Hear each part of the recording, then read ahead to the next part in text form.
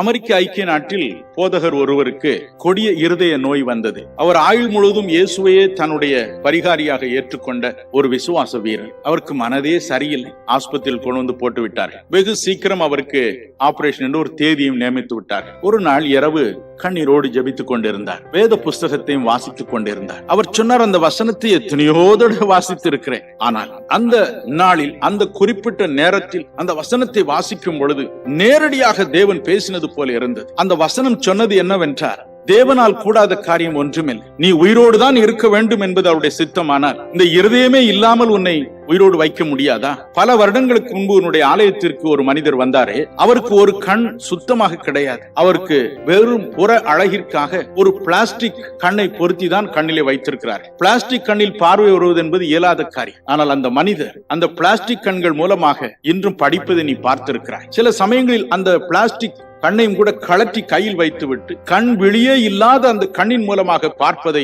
நீ பார்த்திருக்கிறாய் அல்லவா? அதை இயேசு காண்பித்தார். கண் இல்லாமல் ஒரு மனிதன் பார்க்க முடியுமானால் இருதயம் இல்லாமல் நீ வாழ முடியாதா? என்னால் வாழ வைக்க முடியும், திரும்ப நீ போ என்று சொன்னார். அவ்வளவுதான். அடுத்த நாள் டாக்டர் நர்ஸ்கள் வந்து தேடி பார்த்து ஆளக்கா ஒரே ஓட்டமா வீடுக்கு ஓடி போயிட்டார். இந்த விசுவாசத்தை கொண்டு வந்தது எத்தனையோ ஆயிரக்கணக்கான தடவைகள் நான் வாசித்த ஒரு பழைய வசனம். ஆனால் அன்று அந்த குறிப்பிட்ட நேரத்தில் அதை வாசிக்கும் பொழுது என்னோடு தேவன் நேரடியாக பேசினது போல இருந்தது. ஆபரேஷன் இல்லாமலே ஓடி வந்து விட்டேன் என்று சொன்னார். எனக்கு அருமையானவர்களே, வேத புஸ்தகத்தை நாம் வாசிக்கும் பொழுது அதன் மூலம் நிச்சயம் தேவன் நம்மோடு பேசுகிறார், நம்மை ஆறுதல் படுத்துகிறார். கவலைப்படாதீர்கள்.